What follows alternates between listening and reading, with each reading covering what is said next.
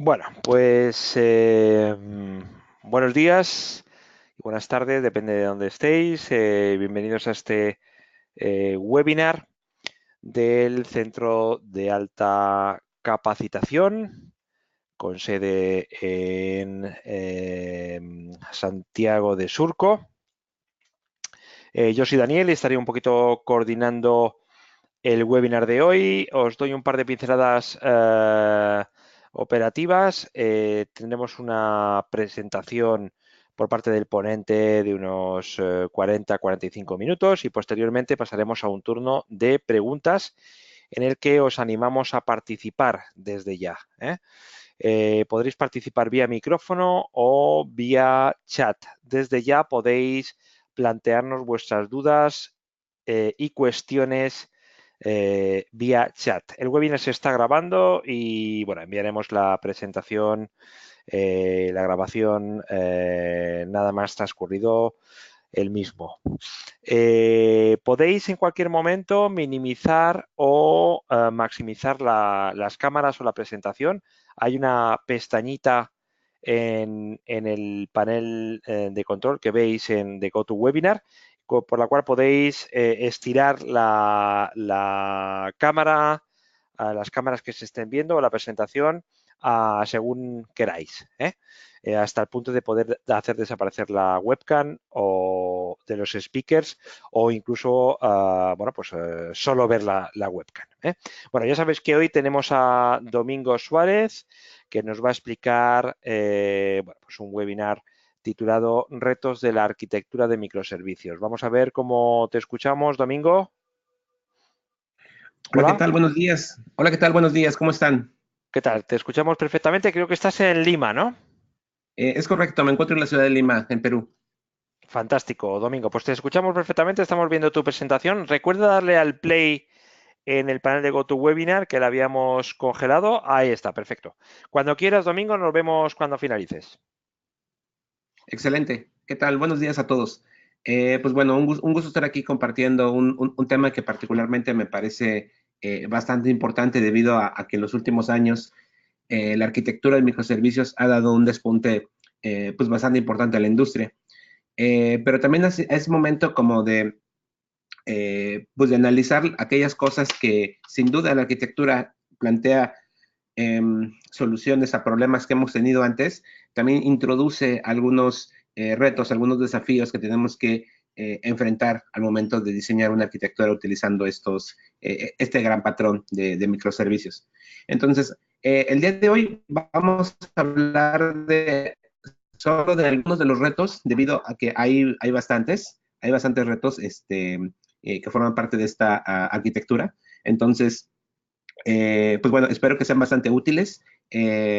Están abiertas las preguntas para que, bueno, cualquier duda o comentario que tengan, por favor, no duden en compartirlo. Nos daremos el tiempo de contestarlos. Entonces, pues bueno, vamos a iniciar.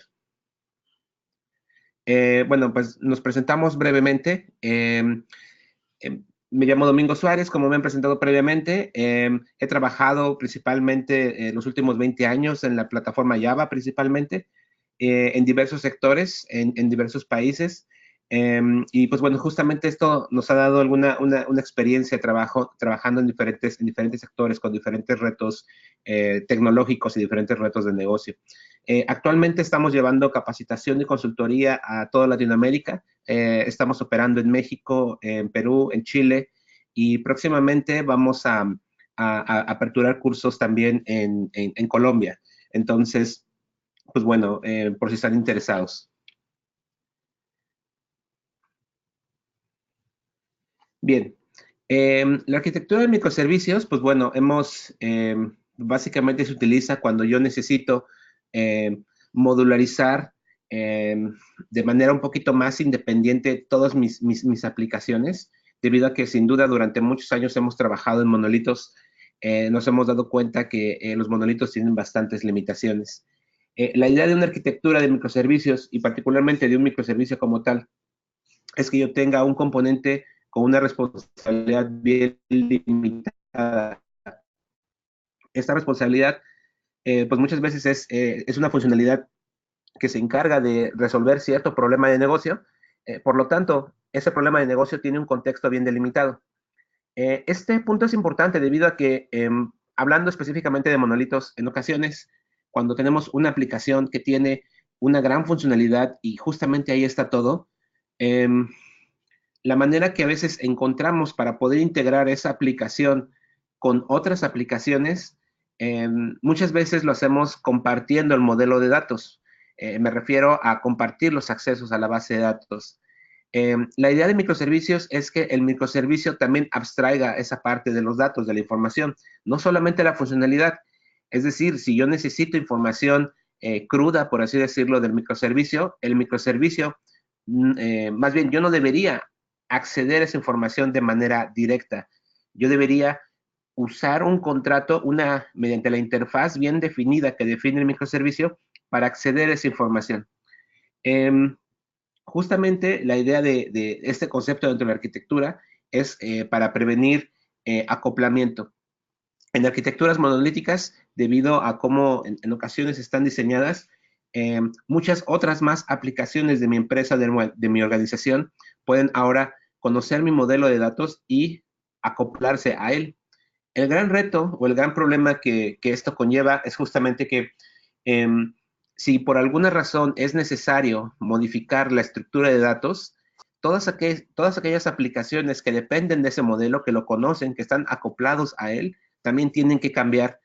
Y no hay como un pad sencillo, sino que en el momento en el que se hace el cambio, justamente en ese momento, todos tienen que actualizar, haciéndolo bastante complejo. Esas son las cosas que una arquitectura monolítica en ocasiones dificulta la evolución y el mantenimiento.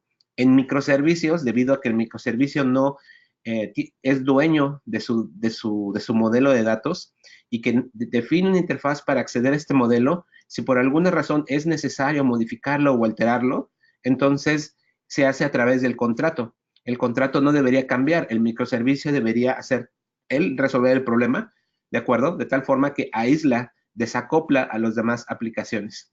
En términos generales, es como deberíamos modelar los microservicios, es como deberíamos también modelar la data alrededor de esos microservicios, y es justamente uno de los puntos bien fundamentales de esta arquitectura. También este microservicio debería ser autónomo, como hemos mencionado antes, es decir, él contiene todo lo que él requiere para trabajar, pero también es autónomo desde el punto de vista de despliegue. Este componente debe desplegarse de manera independiente a los demás componentes o a los demás módulos o submódulos o subsistemas de mi gran aplicación sin que haya una interferencia. Si por alguna razón implemento esa arquitectura y los deployments, los despliegues, están amarrados todavía a una secuencia o a un ciclo, pues sí, a una relación con otros componentes de versiones, seguramente esto me está indicando que tengo justamente un área de mejora importante en términos de diseño del microservicio. El microservicio debería ser autónomo. Eh, Invariablemente, hablar de arquitectura de microservicios, de dividir, de descomponer mi gran aplicación en componentes más pequeños, esto realmente lo que está ocurriendo es que lo que está generando es un sistema distribuido con todos los retos que ello conlleva. Más adelante hablaremos un poquito de ese tema, pero hablar de una arquitectura de microservicios implica invariablemente hablar de sistemas distribuidos y de todos los retos que están asociados a este modelo de desarrollo. Uno de los grandes objetivos de la arquitectura de microservicios, justamente para el tema de robustez, es que no tengamos únicos puntos de falla, sino que tengamos diversas réplicas, diversos componentes y que yo tenga distribuida mi carga para que sea mucho más eficiente, para que sea mucho más seguro y mucho más robusto mis aplicaciones. Entonces, aquí hay un pequeño diagrama en el cual, bueno, unas figuras que justamente tratan de ejemplificar cómo sería una arquitectura de microservicios. Aquí el objetivo, pues bueno, es elevar una casa por los aires, ¿no? Un objetivo bastante divertido, por así decirlo, pero ese podría ser como un objetivo de negocio que está sustentado por el lado derecho, el monolito es un solo globo. Si por alguna razón un objeto punzocortante llega a impactar este monolito, pues no va a caer de manera inmediata, sino que, pero vaya, va a hacer que caiga. A lo mejor un operador o alguien tiene que arreglar este desperfecto en el momento. de tal forma que si no la arregla, pues bueno, el globo puede caer. Del lado izquierdo, en la arquitectura de microservicios, si un objeto pues, importante tal vez atraviesa todos de un lado a otro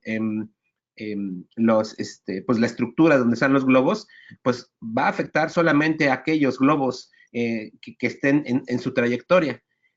Sin duda, seguramente sí va a haber un descenso, porque no es que no lo va a hacer nada, sí va a haber un descenso, pero no va a tirar toda la casa, ¿no? El descenso va a ser mínimo. Entonces, justamente son de las cosas, creo yo que es una buena analogía para entender esta arquitectura.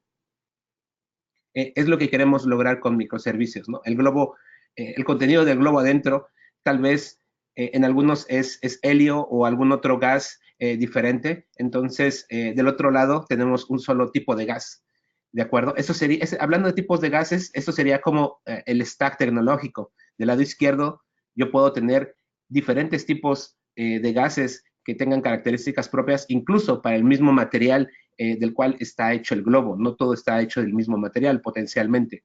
A eso se le llama, en términos técnicos, poliglotismo, que cada microservicio pudiera estar implementado en una tecnología o un stack diferente. Esto hay que elegirlo con cuidado debido a que pues, también múltiples stacks tecnológicos pudieran también convertirse en un riesgo para las compañías. Pero por otro lado, el tener múltiples stacks y no solo uno, también permite que los desarrolladores elijan la herramienta adecuada para el trabajo. Actualmente, si mi stack tecnológico en mi empresa es solamente Java o .NET, probablemente si yo necesito hacer análisis de datos, pues bueno, para esa disciplina, para análisis de datos, existen otros lenguajes y otras herramientas adecuadas para hacer ese trabajo. Entonces, justamente el uso de una arquitectura de microservicios me permite usar el stack tecnológico correcto y adecuado para cada trabajo. De las cosas que yo quiero lograr con microservicios o lo cual yo espero obtener, pues es incrementar mi velocidad, ser más ágil en los cambios que se me piden. Esos cambios pueden ser nuevas funcionalidades o simplemente mejoras a las existentes.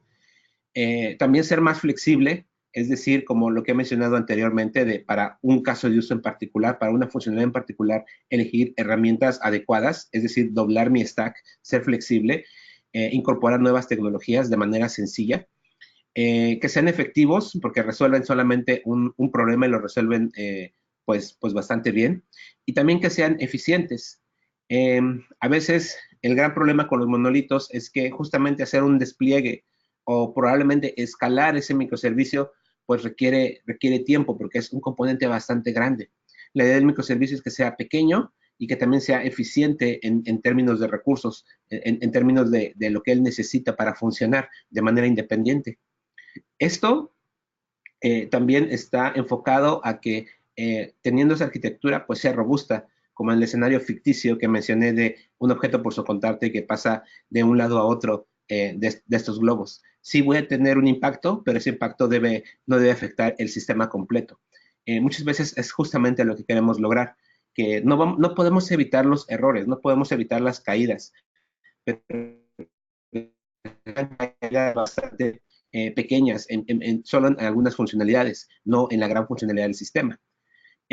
Y pues obviamente también el microservicio, esta arquitectura me permite o que yo pueda hacer, puede ir implementando mejoras continuas con el tiempo. Son de las cosas que yo estaría buscando, son de las cosas por las cuales yo miraría la arquitectura de microservicios, debido a que son estas promesas que tiene esta arquitectura.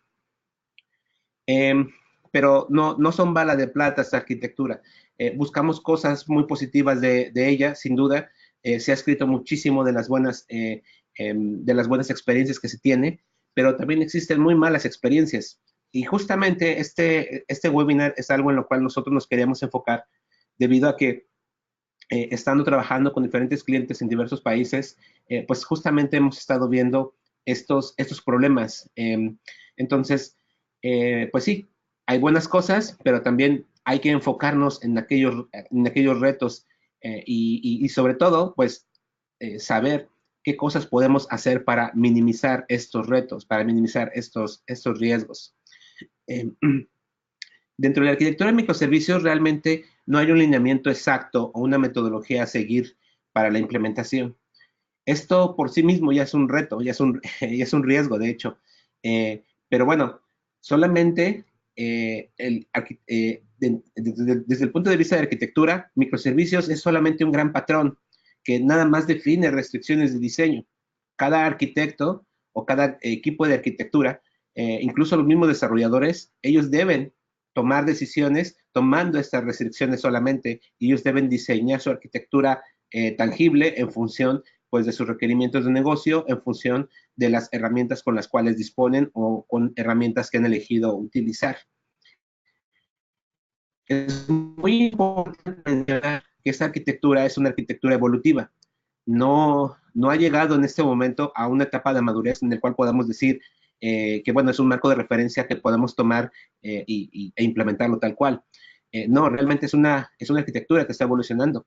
De hecho, antes de preparar este webinar, nosotros estábamos pensando en hablar de al menos hay dos generaciones, por así decirlo, de microservicios. En este momento ya hemos entrado desde hace más o menos como año y medio a la generación 2, pero está todavía como modificándose, está todavía como replanteándose. Seguramente en los próximos años, seguramente el próximo año, saldrá algunas nuevas cosas que se pueden incorporar a la arquitectura. En términos generales, este tema de las generaciones, que justamente es una de las ideas que tenemos para hacer este webinar, seguramente definiremos una nueva fecha con estas generaciones y qué consiste en cada uno de ellos, porque es bastante interesante. Ya les estaremos informando, pero bueno, aquí el punto importante es que esta arquitectura está cambiando, seguirá moldeándose y replanteando los principios que define esta arquitectura. Los retos a los cuales las organizaciones se enfrentan al adoptar esa tecnología los hemos categorizado en 3 puntos importantes. El tema de negocio, la gente que no es técnica, la gente que son aquellos stakeholders que tienen pues como objetivo financiar los proyectos, como objetivo pues bueno, verse beneficiados o usan las plataformas que nosotros desarrollamos. Realmente son nuestros usuarios, ¿no? Muchas veces pueden ser usuarios de negocio o usuarios del servicio o del producto que nuestras aplicaciones ayudan a generar. Aquí hay varias cosas a considerar, ¿no? En el tema de negocio, que es bastante importante. Y lo menciono porque microservicios, creo yo, no nada más es un tema técnico, no nada más es un tema de arquitectura y de infraestructura, sino también es un tema en el cual la gente de negocio tiene que entender cómo se moldea o cómo funciona esto, debido a que, en mi opinión, sí puede ayudar a moldear y a transformar las organizaciones. Pero hay que entender muy bien qué implica la arquitectura y qué cosas tenemos que tener, en qué cosas tenemos que fijarnos bastante bien para hacerlo lo mejor posible, ¿no? El tema técnico, pues obviamente es como el punto central, el que mucha gente, en el que tal vez muchos de ustedes están muy interesados o en el cual ustedes están trabajando más. Pero también en el tema técnico está, digamos, otro criterio, que es el tema operativo. La gente que administra los sistemas, la gente que provee la infraestructura. Entonces, estos retos, pues bueno, los hemos categorizado en estos tres grandes sectores que creo que vale mucho la pena revisarlos. Desde el punto de vista de negocio, particularmente a mí siempre me ha llamado la atención lo que hizo Melvin Conway. Melvin Conway, bueno, fue hace bastantes años, y él en algún momento acuñó o dijo esta frase que ya lo han convertido como en una ley, y es muy interesante. Les dejo la entrada ahí de la Wikipedia para que revisen un poquito más a detalle acerca de qué significa o qué implica esta ley, pero me parece muy interesante debido a que justamente él plantea que es una observación, porque realmente no está descubriendo el hilo negro, por así decirlo, pero es una observación bastante interesante, que básicamente es que cuando una organización diseña una plataforma o diseña sistemas, pues va a diseñar esos sistemas exactamente igual a como la organización de forma estructurada está funcionando. Entonces, esto no significa que esté mal. Aquí el tema justamente es que si yo quiero diseñar una plataforma, yo quiero diseñar un sistema pues me voy a llevar esos patrones, me voy a llevar esos procesos que existen en la vida real, en mi organización, mis procesos de negocio, de gobierno, todo eso me lo voy a llevar a la plataforma que voy a desarrollar. Por eso creo muy importante analizar y pensar muy bien qué cosas de la vida, de mi proceso en mi negocio, está funcionando bien y qué cosa puede transformarse para justamente aprovechar una reingeniería de arquitectura para también hacer una reingeniería de procesos e incluso cultural. Actualmente vemos que el concepto este de transformación digital está también bastante latente. Creo yo que no necesariamente hay una conexión entre microservicios y transformación digital. Mucha gente utiliza ese argumento. Podría ser desde cierto punto de vista, pero aquí el punto importante es mencionar que es bien importante replantear y pensar muy bien cómo mi organización funciona y probablemente si yo voy a hacer una reingeniería, voy a implementar una nueva arquitectura en mis aplicaciones, no arrastrar los vicios que probablemente pudiera tener de forma estructural o de forma organizacional en mi empresa hacia los sistemas. Entonces, es una observación que creo que vale la pena hacerse para justamente diseñar mejores aplicaciones. Eh, aquí hay una, una gráfica que cuando la llegué a ver, una fotografía que me dio bastante risa porque en ocasiones justamente los procesos que definimos pues son burocracia para cumplir, no sé, estoy pensando tal vez en cosas como ITIL o en procesos un poquito bastante cuadrados que en ocasiones para hacer algo tan sencillo implica que tienes que hacer o cumplir el proceso. Es importante el proceso sin duda, por supuesto, pero creo que en ocasiones también es bien importante hacerlo flexible. Entonces, es una pequeña reflexión desde el punto de vista organizacional. Si voy a llevar esos procesos burocráticos a mis sistemas, pues justamente nos vamos a ver, como en este caso, que a lo mejor el proceso para obtener un coco es justamente que tienes que subir al árbol. No puedes tomar el coco si no tienes que subir. Pero en ese escenario particular, muy gracioso, es que, bueno, en este caso los cocos están a raíz, pues al alcance de la mano. No es necesario trepar al árbol, a la palmera, para obtener el coco. Pero bueno, si tú sigues el proceso tal cual está definido, pues vamos a lograr ese tipo de cosas, pues bueno, que resultan graciosas, por mencionar algo, ¿no? Ok. Entonces, los retos de negocio los quise sumarizar solamente en esta lámina, que básicamente son replantear, sin duda, los procesos internos, es algo que creo considero muy importante, transformar la cultura organizacional, los roles, también es importante cuestionarlos, es importante cuestionar pues ciertos procesos, eso es muy, muy importante.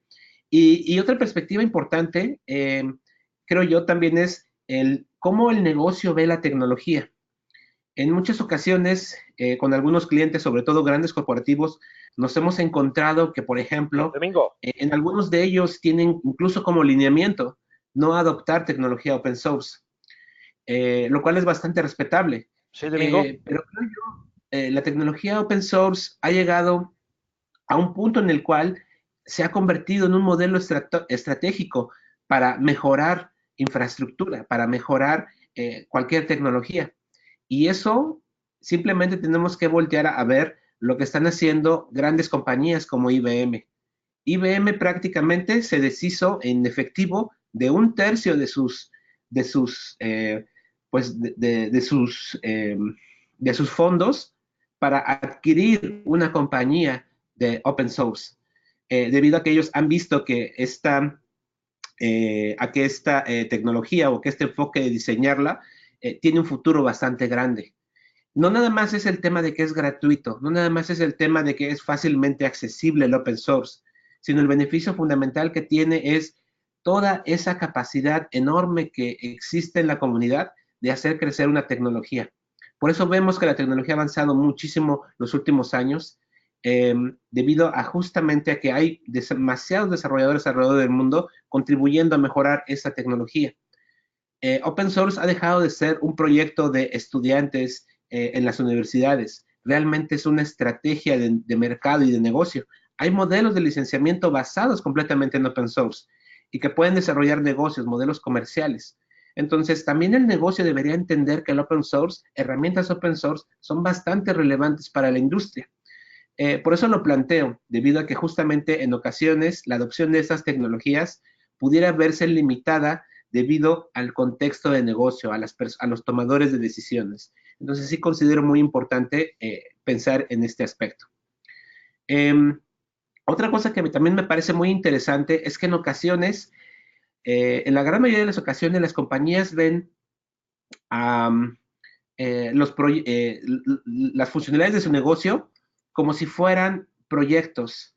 De hecho, en los planes, la planificación, los presupuestos, todo está en función de proyectos. Determinan un presupuesto para desarrollar el proyecto X, para el proyecto Y, cosas así. Con una arquitectura de microservicios, justamente la idea es dejar de ver, de cierta forma, cada una de estas cosas como si fuera un silo.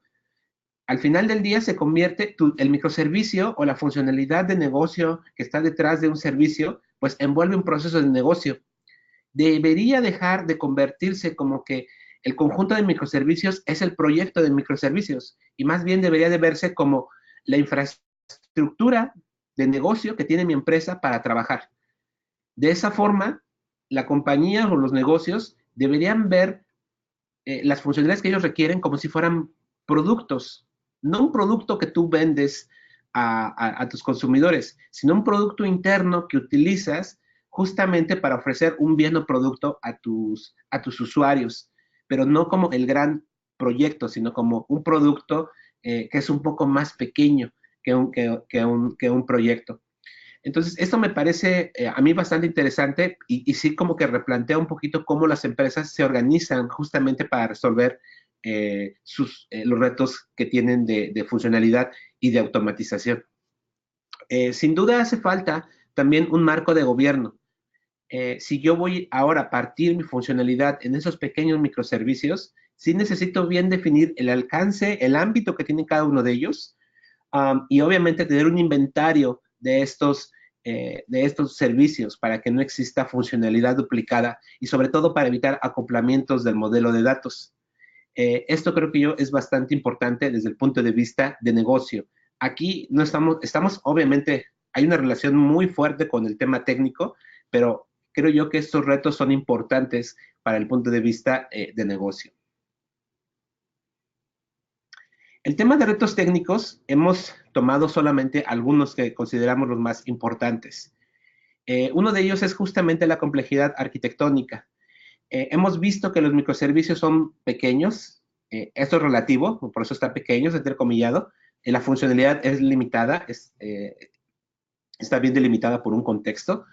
Ese tamaño, como es más pequeño que el monolito, pues facilita pues, muchas operaciones. Pero también el efecto contrario de esto es que si yo modularizo de más mi gran monolito, puedo tener decenas o probablemente centenas de microservicios, lo que van a hacer que la arquitectura global de mi proyecto sea mucho más compleja. Sin duda el microservicio será más sencillo, pero la arquitectura global va a ser muy, muy compleja. Entonces, aquí hay unos ejemplos de cómo, esto es de la vida real, estas son unas muestras de cómo están los microservicios dentro de Amazon.com y dentro de Netflix. Entonces, son arquitecturas realmente complejas. Lo que estamos viendo aquí son, de algún lado están, de hecho, ni siquiera se distingue a simple vista, pero hay decenas, si no es que miles de microservicios. Y las líneas que hay entre ellos es justamente las interacciones que existen entre estos componentes. Si una persona, creo que humanamente una persona no podría tener una visualización mental de este modelo en su cabeza. Es muy complejo, es muy difícil.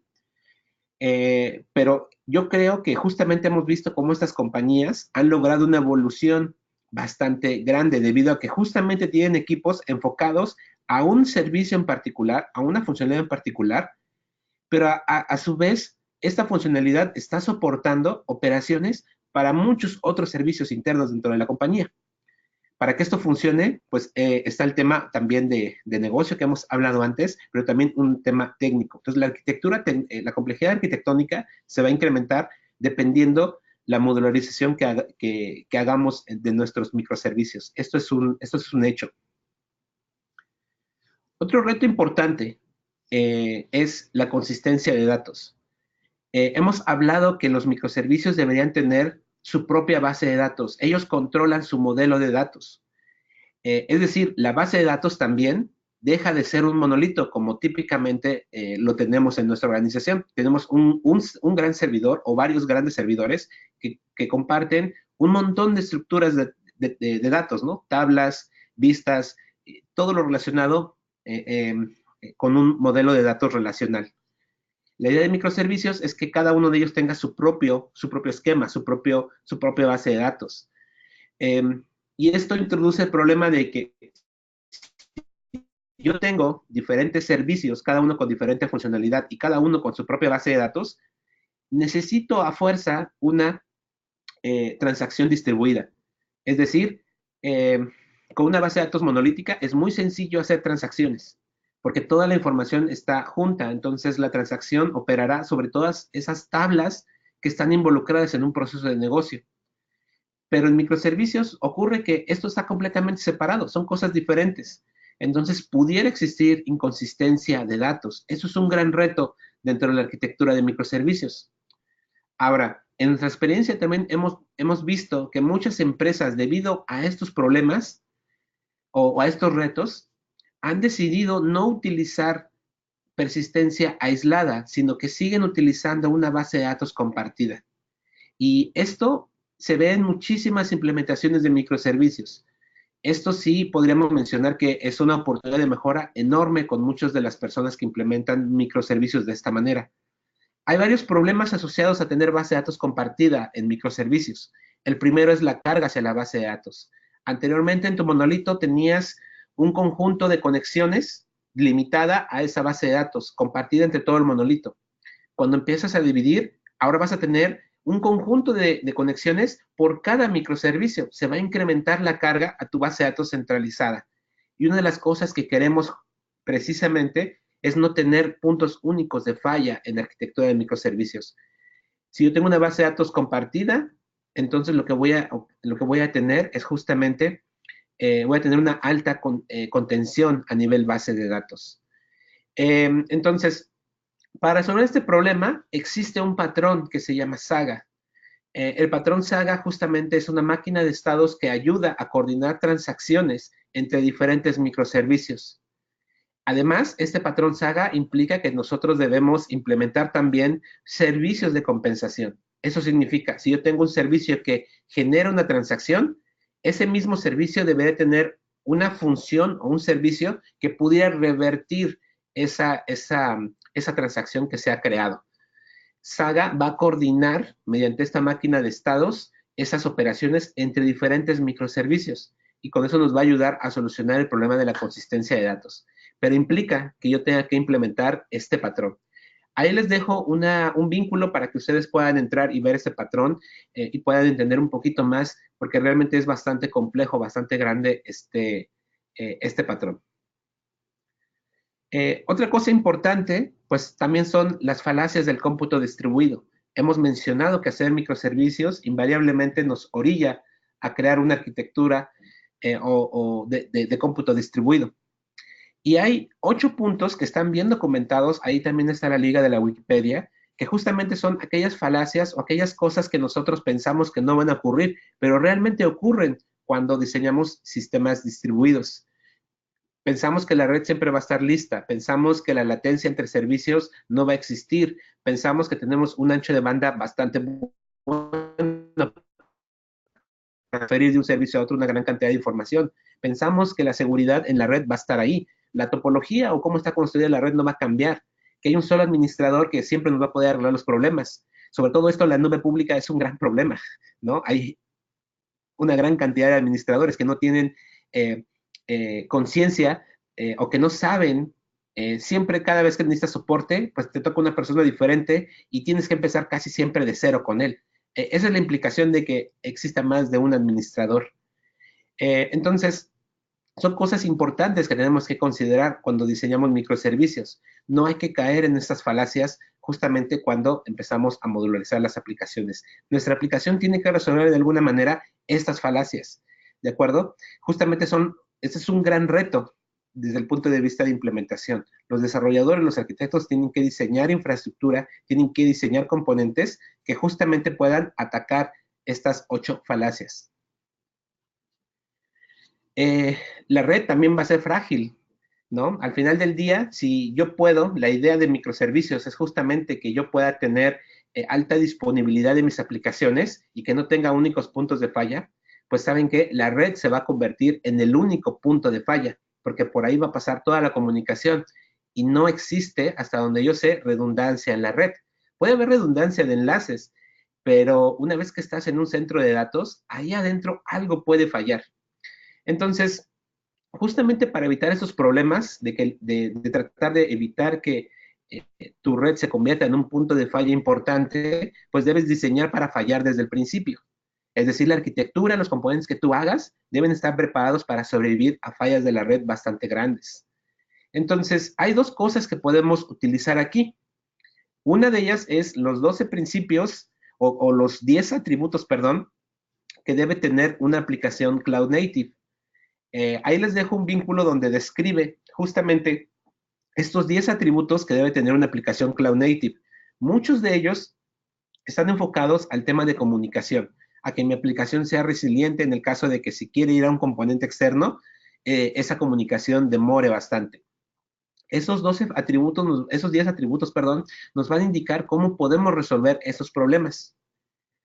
Y otro punto muy importante son los 12 factores, las aplicaciones de 12 factores, que este documento es bastante viejo, es del 2011.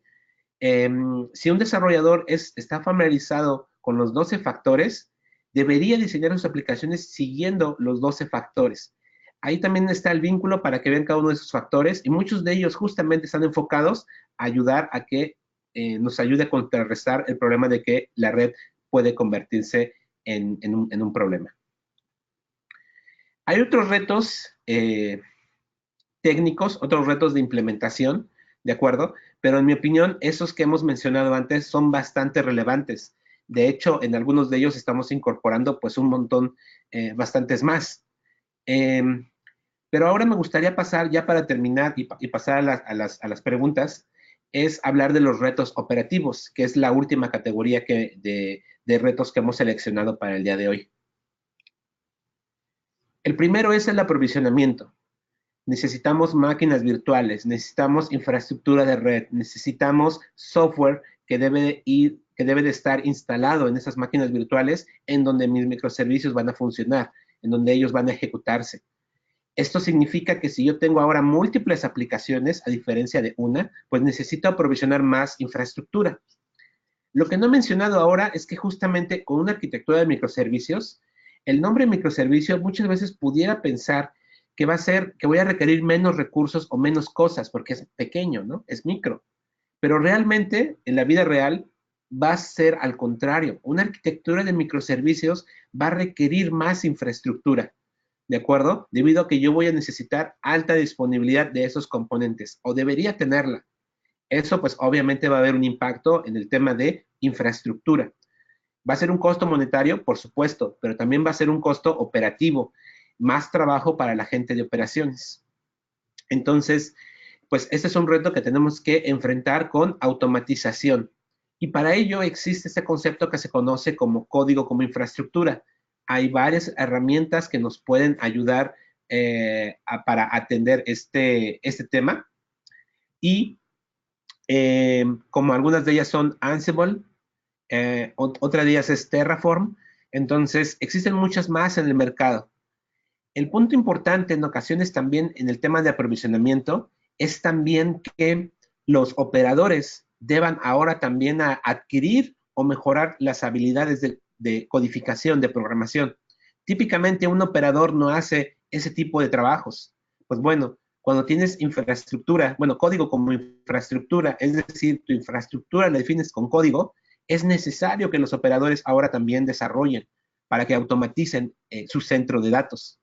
Esto es bastante retador para algunos de ellos, porque algunos de ellos en ocasiones están más acostumbrados a operar, conocen muy bien el sistema operativo, conocen muy bien cómo administrar máquinas, pero a veces no saben o han olvidado cómo programar. Pues bueno, esas habilidades es momento de retomarlas. Y esto es un hecho de industria, ¿de acuerdo?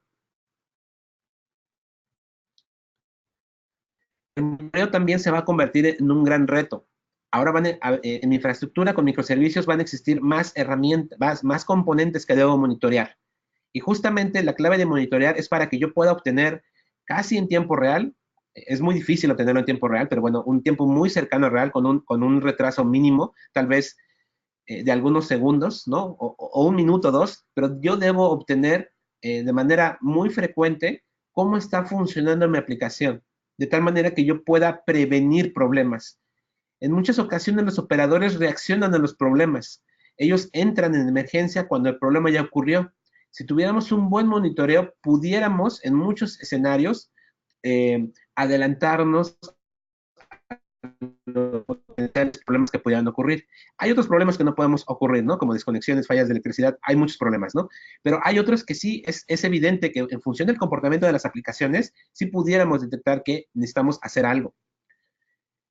Para esto, el monitoreo, pues podemos poner límites, podemos poner umbrales. Si una métrica rebasa cierto umbral o está debajo de cierto umbral, tenemos que reaccionar, tenemos que hacer algo. Pero aquí la clave del monitoreo no es que mande alertas. Las alertas pueden ser ignoradas, las alertas se pueden omitir. Lo importante de rebasar umbrales es que justamente exista algo que automáticamente reaccione a esos cuando hemos rebasado estos umbrales. Un humano genera latencia, ¿de acuerdo? Entonces, justamente es importante también que el monitoreo sea automático, no solo automatizado, sino que también pueda reaccionar a ciertos eventos. El dimensionamiento de la capacidad, gracias al monitoreo, también puede mejorar. Yo hasta el momento no conozco a alguien que en función de una aplicación te pueda decir exactamente qué recursos de cómputo va a utilizar. Te puede dar un aproximado, pero justamente al estar monitoreando, al estar viendo cómo funciona tu aplicación en producción, te da una idea muy clara realmente de la capacidad de cómputo que tú requieres para correr tus cargas de trabajo. Para solucionar este problema existen múltiples herramientas como Prometheus, que es el estado del arte del monitoreo, al menos en herramientas open source, es bastante bueno. Grafana, una herramienta que nos permite generar dashboards en el cual podemos ver cómo está comportándose nuestro centro de datos, o Open Tracing, que justamente nos puede ayudar a hacer trazabilidad de los diferentes componentes que interactúan en una arquitectura de microservicios. Otro reto importante es la práctica de DevOps. Es un tema también caliente en la industria y de hecho se ha confundido demasiado el tema, el concepto de DevOps. Yo he mencionado aquí la práctica de DevOps porque justamente es eso. DevOps no es un rol. DevOps es un conjunto de prácticas compuesto de un montón de disciplinas. En fin, operar toda esta infraestructura o las infraestructuras de manera tradicional ha funcionado por muchos años, sin duda, pero actualmente se requieren más principios y prácticas de ingeniería de software a la operación.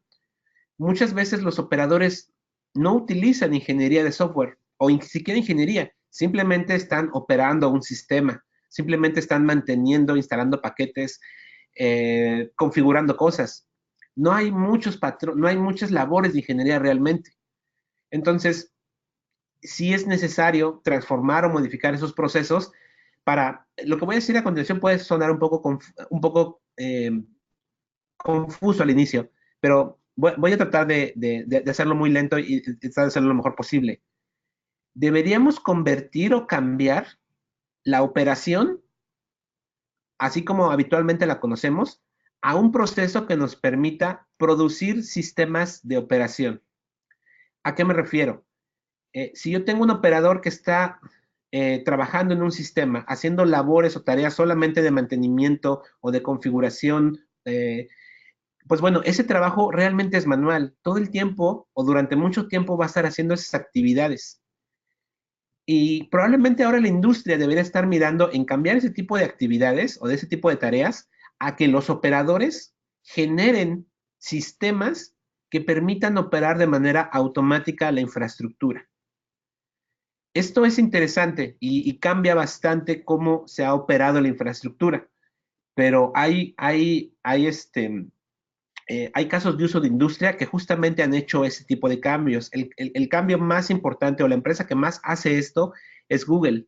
Google justamente hace esto. Los operadores de Google pasan el 50% de su tiempo programando y el 50% de su tiempo operando cuando es necesario. Pero al menos el 50% de su tiempo es programación, ¿de acuerdo? No pueden hacer eh, más del 50% operación. Los operadores en Google pasan más tiempo escribiendo aplicaciones o sistemas o automatizaciones para arreglar los problemas automáticos o todas las tareas que tienen que ver con operación de sistemas. Actualmente la práctica de DevOps, bueno, es muy grande, es muy compleja, pero por ahora se ha enfocado solamente a definir pipelines de integración continua y de aprovisionamiento. Pero solamente esas dos cosas son dos tareas de una gran disciplina enorme que existe. DevOps pudiera ser algo muy a alto nivel. De hecho, DevOps te dicen que es una cultura, es una práctica, es un movimiento. Te dice en términos generales qué debes cubrir, pero no te dice exactamente cómo hacerlo. Google ha planteado una práctica de ingeniería que ellos le llaman Site Reliability Engineering. Justamente esta práctica está enfocada es una implementación concreta de las prácticas de DevOps. Google ha implementado patrones de ingeniería a operar sistemas y a esto le ha llamado SRE. Yo les dejo por aquí una liga en la cual ustedes pueden obtener más información acerca de SRE, pero justamente no compite SRE con DevOps. Realmente usa e implementa todas esas prácticas y nos dice cómo hacer ciertas cosas. De hecho, en esa liga ustedes van a encontrar un par de libros que justamente van a describirles a mucho más detalle cómo implementar estas prácticas, hacer DevOps de manera ingenieril utilizando algo bastante concreto. La práctica de DevOps se convierte en un reto en las empresas. ¿Cómo podemos mejorarlo? En mi opinión sería practicando ingeniería usando SRE. Seguramente en los próximos años existirán otras alternativas o existirán otras herramientas, pero creo que ahora en este momento SRE es una implementación, por así decirlo, es una implementación de referencia de DevOps bastante buena. Entonces, muy, muy recomendado para poder afrontar a este reto. Pues bueno, hasta aquí llegamos. Espero que estos retos que hemos platicado el día de hoy les resulten interesantes. Sin duda hay muchos que se quedaron en el tintero, pero justamente queríamos cubrir el tiempo para platicar con ustedes y seguramente estaremos agendando otros webinars en el futuro para platicar de otros temas. Entonces, su participación es muy importante. Si a ustedes hay un tema que les interesa, podemos trabajar, desarrollarlo y nos vemos aquí probablemente en algunas semanas más, justamente para platicar este tema. Nosotros queremos seguir haciendo estos webinars porque, pues bueno, creo que es muy útil llevar la experiencia de campo que tenemos a muchas más personas, justamente para generar inquietud, generar comunidad y pues bueno, que podamos beneficiarnos en esta región de experiencias de otras regiones. Entonces, pues si hay preguntas, ahora sería el momento. Espero que les haya resultado interesante.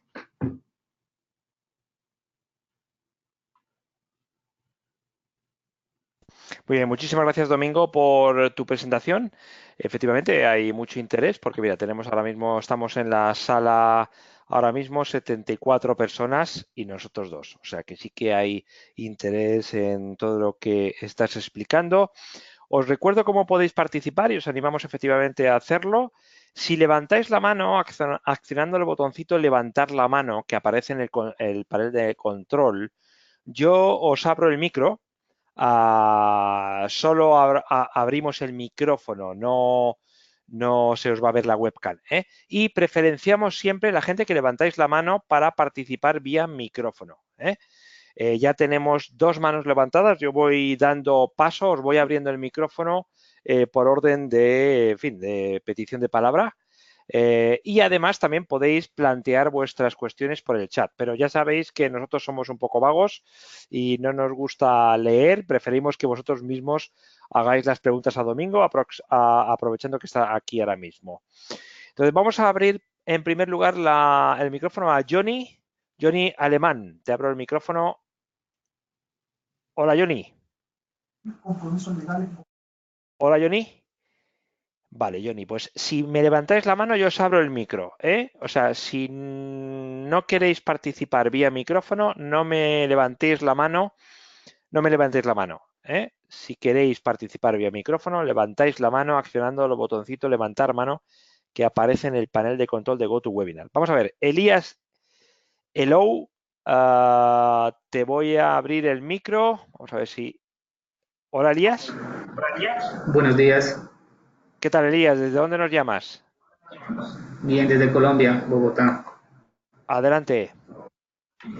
Tenía una pregunta referente a las bases de datos distribuidas. Yo trabajo en el sector financiero y los modelos son bastante grandes. Pueden haber 1000 tablas y las relaciones pues complejas entre las tablas. ¿Qué tan modular deben de quedar las tablas o más bien los modelos de base de datos para los microservicios? Qué tan pequeños deben quedar o cómo debería ser eso? Bien, pues mira, generalmente qué tan grande debe ser el microservicio siempre está definido por el contexto. Es decir, qué tanta funcionalidad va a tener el microservicio depende cómo lo quieras diseñar. Entonces, si a lo mejor estás en banca, tienes un servicio que a lo mejor sirve para consultar estado de cuenta o para hacer transacciones de una cuenta bancaria, probablemente a lo mejor tienes las tablas necesarias para hacer todas esas operaciones. Si por alguna razón existe otra funcionalidad del sistema de banca como para créditos, pues seguramente la base de datos de créditos o el microservicio de créditos tendrá las tablas necesarias para hacer solamente el tema de créditos. A lo mejor aquí empieza a surgir justamente de que, oye, entre los dos servicios, el de estados de cuenta y el de créditos, pues resulta que están compartiendo datos del cliente. Pues entonces probablemente el cliente se convierte en otro microservicio y ese tiene sus tablas solamente para datos del cliente, ¿no? No sé, toda la información asociada al cliente, pues mucha información. Entonces, y nada más estoy hablando en este caso, digamos, muy particular, pero justamente es, dependiendo de la funcionalidad que va a tener el microservicio, pues tú debes ponerle todos esos modelos, todas esas tablas asociadas, ¿de acuerdo? No sé si contesto tu pregunta o quisieras que profundizara en algo más. Sí, me gustaría profundizar de pronto. ¿Estaría bien que varios microservicios llegaran a consultar el mismo modelo o eso ya de por sí es una mala práctica? Perdón, ¿podrías repetir nuevamente? Sí, o sea, si yo tengo varios microservicios, estaría mal que, o sea, dos, tres microservicios accedan al mismo modelo de base de datos. De hecho, ese sería base de datos compartida y base de datos compartida se considera un antipatrón. Pero como he mencionado antes, desgraciadamente este antipatrón es el más difundido en todas las implementaciones de microservicios. La mayoría de las implementaciones terminan utilizando una sola base de datos. Y el problema viene después de esa implementación, la operación de eso. Se va a incrementar la carga enorme de la base de datos porque ahora está dividido el acceso en múltiples aplicaciones, no solamente en el monolito como era antes. Entonces, estrictamente hablando, Entiendo. sí se considera un antipatrón. Ok, o sea, si o sea, una tabla en particular, por ejemplo, la tabla de clientes únicamente debería ser accedida por un único microservicio, básicamente. Claro. Ok, perfecto. Esa es la inquietud. Ok, muchas gracias. Muchas gracias.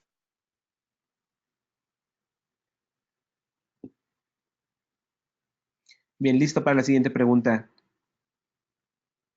Sí, decía, muchas gracias. He bajado sin querer la mano a alguien que le había subido. Me la vuelves a subir. Y mientras, vale, Carlos Alsina creo que ha sido. Mientras voy a abrir el micro a Randiel Melgarejo. Randiel, te abro el micro. Hola, Randiel. Hola, ¿me escuchan? Sí, ¿desde Sí, dónde nos llama Randiel? Hola, ¿qué tal? Estoy en Perú, en San Isidro, en Fanta- Lima, Perú. Fantástico, adelante, Randiel. Mira, mi pregunta es muy, muy interesante. Felicitaciones por la presentación, me ha gustado mucho. El tema de la base de datos distribuida en cada microservicio es muy desafiante, pero quería comentarte ya, hablando a nivel de stack tecnológico, más que patrón, sino qué sería la buena práctica que recomendarías, porque para embeber una base de datos a un microservicio o para tenerlo fuera, como opciones, ¿no?, de implementación de cada microservicio su base de datos, podría usarse desde base de datos en memoria, ¿no?, caso H2, JDerby, hasta base de datos instalada fuera, ¿no?, en otros servidores aparte, con alto nivel de disponibilidad también. O hablando de buena práctica, ¿a qué tenderías más? ¿A un relacional, a un SQL? Entonces, quisiera que nos des un poco cuál sería tu recomendación en esa línea, ¿no? Para que cada microservicio cuente con su base de datos, ¿qué hacemos? ¿La ponemos en memoria, la embebemos, que esté dentro del stack, como una librería, en el mismo servidor, en otro servidor aparte? ¿Y en qué paradigma de base de datos, no? Gracias, eso sería. Bien. Buena pregunta, porque justamente para evitar confusiones, ¿a qué se refiere que cada microservicio tenga su base de datos? Significa, desde el punto de vista de modelo, no significa que tiene que estar en el mismo proceso donde corre el microservicio. Entonces, ahora que has mencionado que, bueno, si hablas de Java, que existe H2 o Derby, que puedes empotrar en el mismo proceso de Java la base de datos, yo no haría eso, porque eso puede hacer bastante frágil la persistencia. ¿Cómo se utilizaría? Yo utilizaría un servidor externo, pero ese servidor externo solamente es accedido por las diferentes instancias del mismo microservicio. O sea, si tienes un servicio de clientes y tienes 2 o 3 instancias, esas 3 instancias le hablan a esa base de datos nada más, ¿ok? Ningún otro microservicio debería tener acceso a esa base de datos. Esto no significa que por cada base de datos también vas a levantar un servidor, sino que puede ser un solo servidor, pero adentro tienes diferentes esquemas de datos con diferentes usuarios, diferentes permisos. Entonces, hay varias maneras de implementarlo. Yo generalmente me gusta utilizar mucho bases de datos relacionales, justamente con temas de que manejen plata, que manejen dinero, que sean transacciones, porque justamente las bases relacionales manejan muy bien el tema transaccional. Pero por otro lado, también existen bases de datos no relacionales, y de esas hay muchos tipos. Si tu microservicio a lo mejor va a guardar, no sé, bitácoras. Probablemente una bitácora yo la guardaría en una base de datos que me permita hacer búsquedas de texto completo, como Elasticsearch, por ejemplo. Si mi aplicación a lo mejor va a guardar ciertas métricas o indicadores, pues a lo mejor yo utilizaría InfluxDB, que es una base de datos de series de tiempo. Está optimizada y está pensada justamente para guardar ese tipo de estructuras de datos. Entonces, ¿qué base de datos recomendaría? Va muy de la mano del tipo de información que vas a manejar. Entonces, no hay bala de plata, pero si va a ser una base de datos no relacional, tal vez yo miraría Cassandra, tal vez yo miraría Elasticsearch. MongoDB, tengo bastantes malas experiencias con MongoDB, aunque es muy popular, pero seguramente si puedes hacer que su replicación funcione bien, que escale bien, perfecto. Pero bueno, Cassandra y Elasticsearch pueden escalar bastante bien. O a lo mejor puedes utilizar algo como Redis para justamente guardar en memoria una base de datos que sea bastante rápida, ¿no? Entonces, ¿cuál utilizar en términos concretos? Pues bueno, depende mucho del tipo de información que vas a manejar. Y justamente creo que microservicios abstrae esos storage, porque como he mencionado antes, puedes hacer microservicios políglotas en diferentes plataformas, en diferentes lenguajes de programación, pero también su storage puede estar en diferentes motores de almacenamiento, y de tal manera que tus clientes no tienen que conocer esos storage, ellos conocen la interfaz del servicio, la interfaz REST, o cualquier otra cosa que tú utilices para comunicarte. Entonces, no sé si es algo de lo que esperabas de la respuesta. Sí, sí, gracias. La verdad que veo que mientras más nos adentramos a adoptar el paradigma de microservicios, hay que cuidar mucho y con bastante ingeniería el tema de hacerlo mantenible, ¿no? Porque lo mismo que acabas de comentar ya me obliga, por ejemplo, a desarrollar un conector que sea políglota y que pues, sea portable, porque si no voy a tener que desarrollar un conector ADB por cada uno de los paradigmas que existen. Entonces no me conviene, ¿no? Entonces hay que ir viendo todos esos detalles, ¿no? Es correcto. Sí, muchas gracias por tu pregunta. Muy bien, muchísimas gracias. Tenemos la mano levantada de Carlos Alsina. Carlos, te abro el micrófono y recordaros que si queréis participar, damos preferencia a la gente que está levantando la mano para participar vía micrófono, aprovechar porque domingo le estamos robando ya demasiado tiempo. Vamos a pasar a Carlos Alsina. Carlos, te abro el micro ahora. Hola, Carlos. Hola, Hola, Carlos, ¿me ¿qué tal? escuchan? ¿Desde dónde nos llamas? De Lambaré, Paraguay. Fantástico, adelante. Es sobre la pregunta que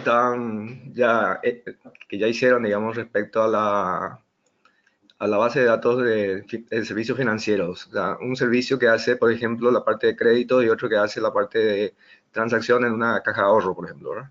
Y que comparten el archivo de clientes o la base de datos de clientes, ¿verdad? En ese caso hablaste, digamos, de que tendría que haber un tercer servicio, un microservicio que trabajaría con los clientes. La pregunta es, en este caso, digamos, el microservicio de créditos para poder hacer una transacción que valide que el cliente existe, por ejemplo, ¿verdad? Tendría que acceder al otro microservicio o esa base de datos de cliente estaría replicada tanto en el servicio de créditos como en el servicio de transacciones de cuenta, quiero decir. Ok, miren, en ese escenario muy particular, la verdad es que yo preferiría que el servicio de créditos hiciera una llamada al servicio de clientes. El tema de replicación hay que tener cuidado, es decir, porque al final del día tienes data duplicada de negocio.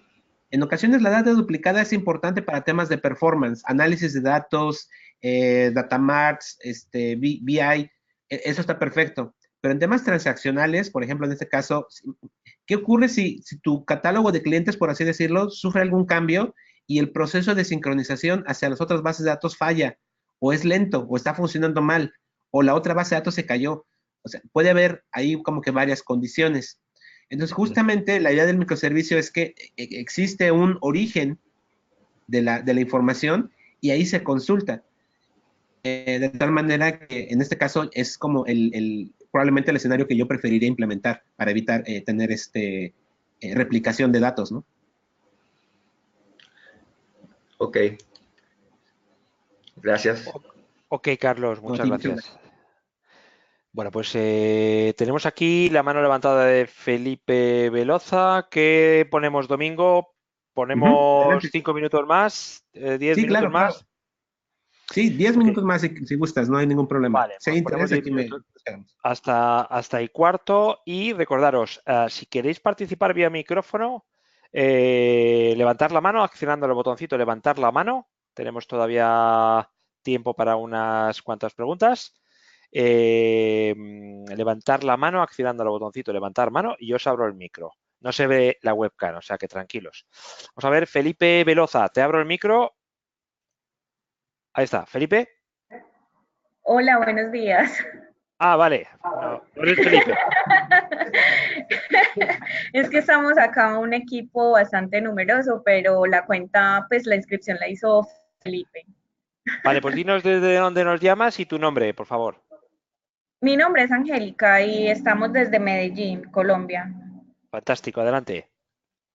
Mira, nos surge una duda y es la siguiente. Respecto a la seguridad en la comunicación de los servicios, ¿cuál es la mejor manera de hacerlo? O sea, ¿debe haber un solo servicio que valide que el llamado se esté haciendo realmente desde una aplicación y no sea un ataque o algo así?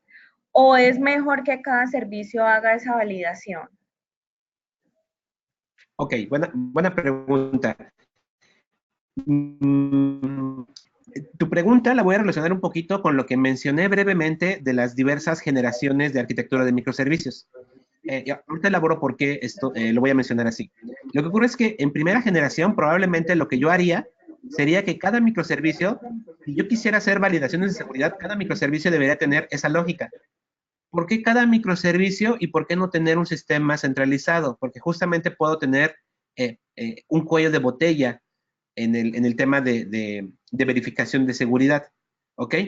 Pero ahora esto implica que cada microservicio debe tener, no sé si bibliotecas o librerías que se encarguen de hacer esta funcionalidad, ¿no? Pero tengo que incorporar este código en todos los microservicios. Eso lo haríamos en generación 1 de microservicios.